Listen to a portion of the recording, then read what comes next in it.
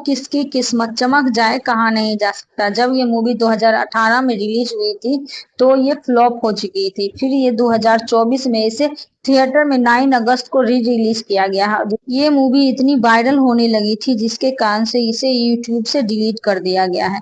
लेकिन मूवी की स्टोरी भले ही सिंपल है लेकिन इसका प्रेजेंटेशन और स्क्रीन प्ले इतना अच्छा है कि ये आपको रोने पर मजबूर कर देगी और लिटरली आपकी आंखों में आंसू आ जाएगी। मूवी वो लोग ज्यादा रिलेट कर पाएंगे जो प्यार में है या फिर जिन्हें प्यार के अलावा दूसरी दुनिया ही दिखाई नहीं देती, जो जिंदगी बर्बाद कर लेते हैं प्यार के चक्कर में। ये नशा कुछ इस तरह है कि हटाए हटती नहीं। कहानी है कश्मीर की दो प्रेमी की, तृप्ति ढिमरी जो लैला की भूमिका निभा रहे हैं और अविनाश तिवारी कैस की। दोनों ही प्यार जैसे स्लो पॉइजन के चपेट में आ जाते हैं जिसका कोई इलाज नहीं। अब इसका साइड इफेक्ट क्या होता है आइए जानते हैं। That means explanation. कहानी की शुरुआत होती है लैला से, जो एक रंगीन मिजाज की और शरारती चुलबुली टाइप की लड़की है जिसे कॉलेज जाने के लिए लेट हो रहा था, तो वो जल्दबाजी में कॉलेज जाने के लिए रेडी हो रही थी। तो जाते जाते उनके पापा बोलते तुम कॉलेज के लिए लेट हो रही, तो लैला बोलती आप सिगरेट छोड़ना बंद नहीं करेंगे। दोनों की बुरी आदत है। लैला जो कॉलेज जाने के लिए लेट हमेशा होती है और उसके पापा जो सिगरेट पीना नहीं छोड़ते, दोनों की अपनी बुरी आदतों से लाचार। अब हम थोड़ी लैला के बारे जानते हैं। जब लैला वैन में बैठती है तो उसके घर से लेके कॉलेज तक लड़कों की लाइन लगी रहती है। अब लैला जो जानती है मैं बहुत खूबसूरत हूँ तो क्या करूँ, सुंदर हूँ मैं क्या करूँ।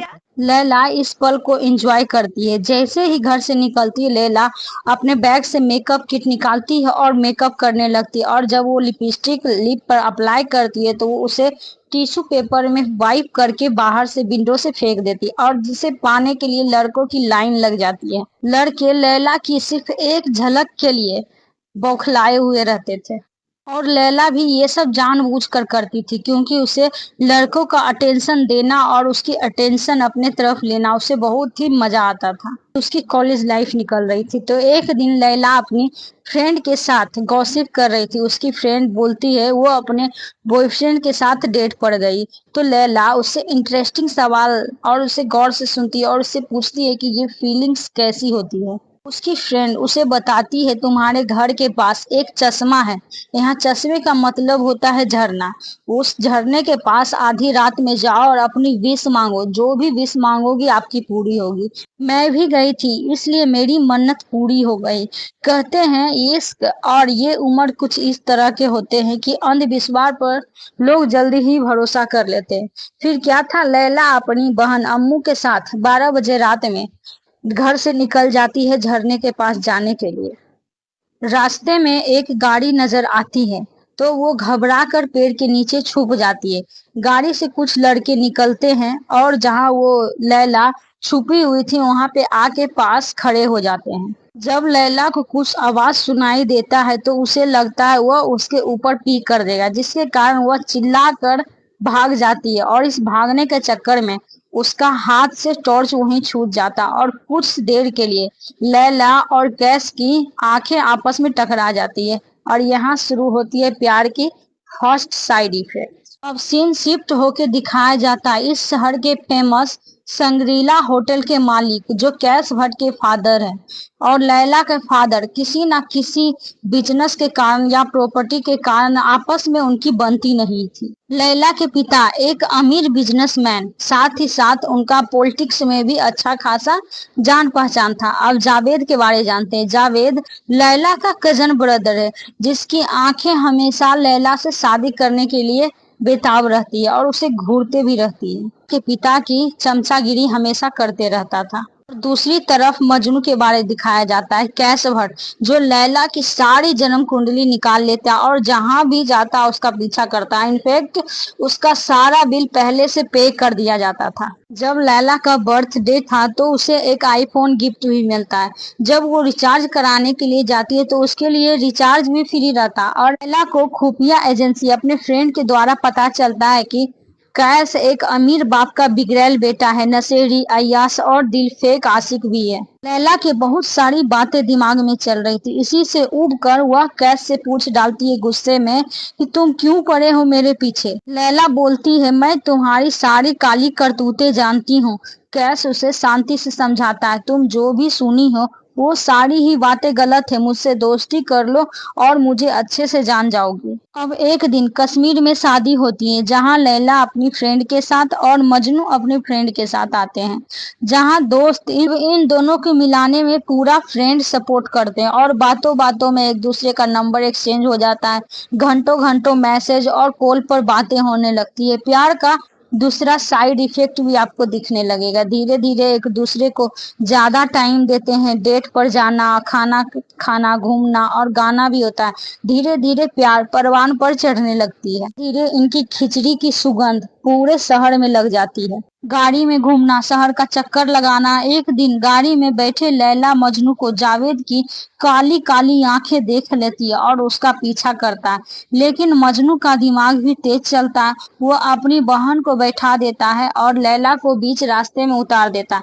जब जावेद गाड़ी रोककर सामने आता है तो वो लैला की जगह उसकी बहन को देखता है तो वो चौंक जाता है और उल्टा मजनू जावेद पर हाथ उठाने लगता है और उसे अपनी बहन को छेड़खानी के चक्कर में बहुत धोता भी है, जिसके कारण जावेद का काला दिल दुख जाता है और घर में लैला और मजनू का प्यार का पंचनामा कर देता है, मतलब पोस्टमार्टम कर देता है, जिसके कारण उनके पिता शादी कराने के लिए राजी हो जाते हैं।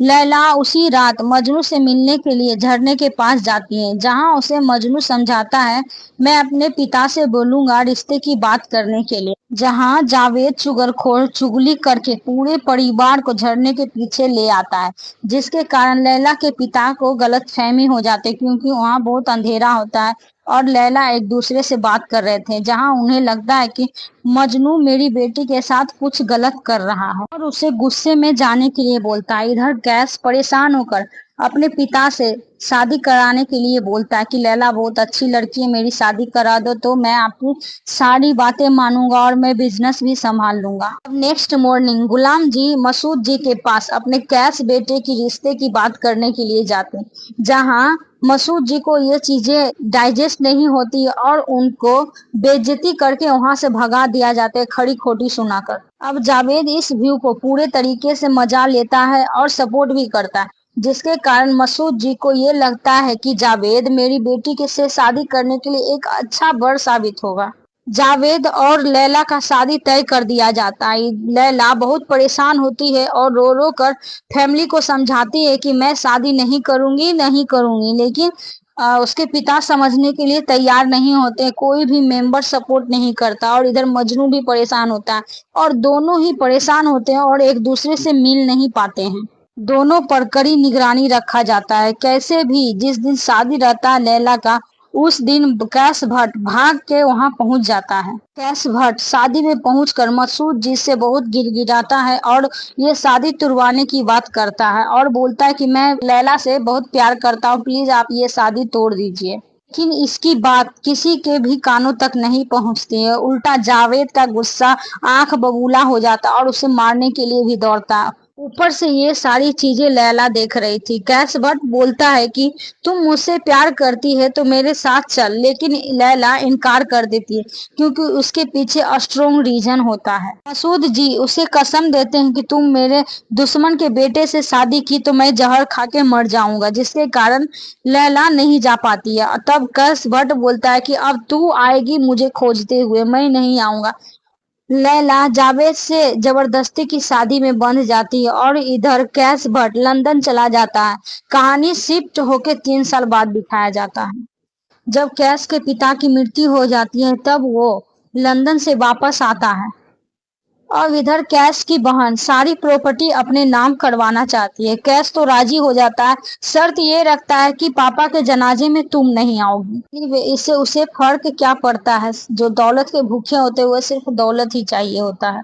मजनू बहुत ही परेशान होता है और अपने पापा की कब्र पे वो रोते हुए कहता है कि मेरे पास अब तो कोई भी नहीं बचा है। अब एक दिन मजनू अपने फ्रेंड के साथ रेस्टोरेंट आया हुआ था, जहां उसके फ्रेंड को लैला दिखती है।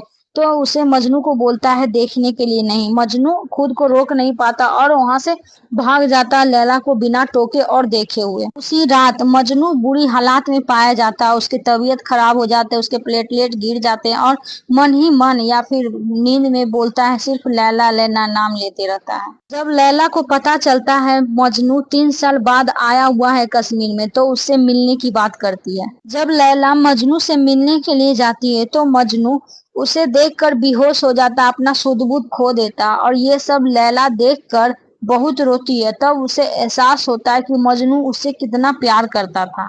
सिर्फ और सिर्फ अपने पिता के जिद और इज्जत बचाने के कारण इस पगलेट जावेद से शादी कर ली और अपनी और कैश की जिंदगी बर्बाद कर दी। और इधर जावेद को दिखाया जाता है जो बड़ा पॉलिटिशियन बन गया है, लेकिन जब भी वो घर आता है दारू पी के आता है और सभी से गंदे तरीके से बिहेव करता है। यहाँ तक कि लैला को वो मारता पीटता और हमेशा टोंट भी मारता जाता है कि कैश आ गया है तुम्हारा मजनू, उससे मिलने तो नहीं जा रही हो ना। ये सब सुनकर एक दिन लैला लड़ाई कर लेती है। जब वो घर से बाहर जा रही थी तो जावेद टोंट मारते हुए कहता है मुझे सब पता है तुम अपने यार से मिलने के लिए गई थी, कहीं भागने का इरादा तो नहीं है ना। उसे बहुत मारता पीटता भी है। तब जिद होके लैला बोलती हाँ उसके साथ भागना चाहती हूँ, तूने मेरा जिंदगी बर्बाद कर दिया, और उसे पीटती भी है। लैला का पिता भी उब गए थे और लैला का साथ देते हुए कहते हैं इस पगलेट को छोड़ दे, अब जिंदगी बर्बाद हो गई, पहले दिमाग कहाँ था, दिमाग घास चरने के लिए गया था। अब इधर लैला मजनू से मिलने जाती है और उसे समझाती है कि अब हम दोनों कहीं भागेंगे नहीं, मैं उसे डिवोर्स दे दूंगी और हम दोनों साथ में रहेंगे और दोनों खूब एंजॉय करेंगे, जो पहले कभी नहीं किए हैं वो साथ में डेट करेंगे, खाना खाएंगे, घूमेंगे फिरेंगे, जो भी ये करेंगे यार। और इधर नशेड़ी जावेद को समझ में नहीं आ रहा था उसकी पत्नी और ससुर दोनों ही उसकी इज्जत नहीं कर रहे, तो वो इज्जत को भीख के जैसा मांगने के लिए गोली पिस्तौल लेके जाता है और सोचता है कि आज मैं दुनिया तबाह कर दूंगा, लेकिन बेचारा बेमौत मारा जाता है, गाड़ी में एक्सीडेंट हो जाती है। और कैश परेशान हो जाता है कि उसकी मृत्यु हो गई, कहीं ये इल्जाम मेरे ऊपर ना आ जाए। वो अजीबो अजीबो जैसा बातें करने लगता है। उसकी मेंटल स्थिति थोड़ी थोड़ी खराब होते जा रही थी। अब लैला सोचती है ये तो मर गया, अब मैं घर से बाहर कैसे निकलूंगी। जब वो रात में चुपके से घर से बाहर निकलती है तब उसके पिता उसके सामने आ जाते हैं और बोलते हैं इसकी 13वीं होने दो, तब तू जाना, इज्जत से चली जाना। हिंदू में तो 13वीं होती है, मुझे नहीं पता कि मुस्लिम में कितने दिन होते हैं, लेकिन वो बोलते कुछ दिन बाद तुम चले जाना। लैला भी सोचती है सिर्फ 40 दिन के बाद है, इसके बाद हम दोनों शादी कर लेंगे और अपनी लाइफ सेट है। लेकिन कहते हैं ना किसी किसी को इंतजार रास नहीं आती, या किसी को इंतजार हो नहीं पाता है, ऐसा ही कुछ हमारे कैश भट्ट के साथ हो जाता है। उसकी थोड़ी थोड़ी मेंटल स्थिति खराब होने लगती है। वो खुद ब खुद अपने आप से बातें करने लगता है, पहाड़ फूल पत्ती किसी में भी वो लैला समझकर बातें करने लगता है और उसकी मेंटल स्थिति दिन प्रतिदिन खराब होती जाती है और गांव वाले आसपास के लोग उसे पागल समझने लगते हैं। यहाँ तक कि डे बाय डे उसकी स्थिति बिगड़ते जा रही। ये सारी हरकतें देखकर घर का केयर टेकर परेशान हो जाता है और कैश की फ्रेंड के पास उसे फोन करता है और बताता है कि ये खुद ब खुद अपने आप से बातें करते हैं, कहीं इसके ऊपर चुड़ैल का साया तो नहीं है, आप आके मिल लीजिए। अब उसका दोस्त आता है और कैश से पूछता है क्यों भाई क्या हुआ तुम्हारे साथ, गांव वाले बहुत तरह की बातें कह रहे हैं। तो उसे कैश को ये सब नॉर्मल बातें लगती है, वो माइंड नहीं करता है और वो अपने दोस्त को बोलता है तुम चले जाओ मैं ठीक हूँ।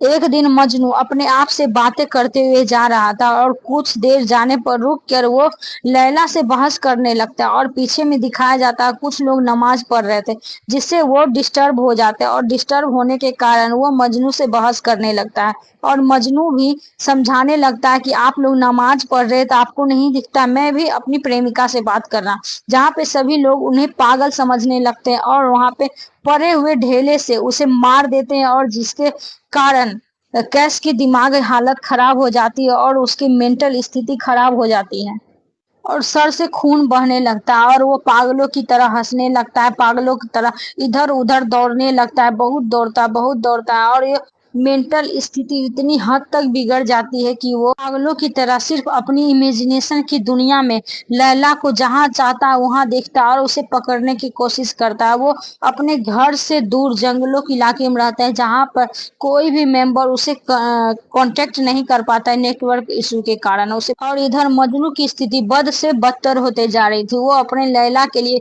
गांव वाले से कभी रोटी चुराया करता था, कभी कपड़े और कभी कंबल चुराया करता था और दिन भर पागलों की तरह भटकते रहता था। और इस पागलपन के कारण वह दिन भर नाचा भी करता था, जिससे गांव वाले परेशान होकर आज उसे पकड़कर पुलिस वाले के हवाले करना चाह रहे थे। लेकिन वह ऊंची घाटी से कूद कर नीचे गिर जाता है और वो बुरी तरीके से इंजर्ड हो जाता है। जब ये बात लैला सुनती है तो वो दौड़ी दौड़ी भाग कर आती है। जब लैला उससे मिलने के लिए आती है तो वो मजनू को इस बुरे कंडीशन में देखती है कि वो बर्दाश्त नहीं कर पाती है। और जब मजनू लैला को देखता है तो उसे फर्क ही नहीं पड़ता, क्योंकि उसे सब जगह लैला ही नजर आती है। सिर्फ यहाँ देखो वहां देखो जहां देखो सिर्फ और सिर्फ लैला, और पागलों की तरह सिर्फ ला इला और क्या क्या बोलते रहता है। कैश की दिमागी स्थिति लास्ट स्टेज तक पहुंच गई थी। तब लैला बोलती है, प्यार के जंग में मजनू तो आगे निकल गया, अब मुझे भी तो आगे बढ़ना है। और वो घर जाके बहुत सोचती है और वो बहुत सोचने पर वो पूरे दवाई की गोली खा लेती है और उसकी जिसके कारण से वो उसकी डेथ हो जाती है। हाँ, एक तरफ लैला का जनाजा निकाला जाता है, वहीं मजनू को दिखाया जाता है वो एक दरवाजे में बंद है और उसे एहसास हो जाता है कि लैला के बारे, लेकिन वो बहुत कोशिश करता है दरवाजा खोलो खोलो, लेकिन नहीं खुलता। जब उसका दोस्त आता है और वो बोलता है कि लैला नहीं रही, तो वो पागलों की तरह भागता है और उसके जनाजे के पास जाकर चोट खा के गिर जाता है। मजनू अपनी इमेजिनेशन की दुनिया में लैला को उस हद तक पीछा करता और पीछा ही करता रहता है। अब इन दोनों की बचपन की यादें और कुछ स्वीट स्वीट सी मेमोरी दिखाई देती है। ये दोनों क्या चाहते थे? सिर्फ और सिर्फ एक दूसरे का साथ निभाना और शादी करना चाहते। लेकिन कहते हैं ना, इंसान तो दो पक्षी को साथ में एक साथ बैठा हुआ नहीं देख सकता है, तो दो प्रेमी को एक साथ कैसे देख सकता है? समाज वाले और पेरेंट्स अपनी इज्जत के कारण अपने बच्चों को समझ नहीं पाते। एनीवे, अगर आपको मेरी स्टोरी एक्सप्लेन करने का तरीका पसंद आया तो प्लीज़ लाइक सब्सक्राइब कीजिए। और थोड़ी बहुत स्टोरी की डिटेलिंग में गड़बड़ी हो गई होगी तो उसके लिए सॉरी। और इस चैनल पे आपको बहुत सारी Korean drama, movie, web series के रिव्यू मिल जाएगी। आप मेरे चैनल पे विजिट कर सकते हैं।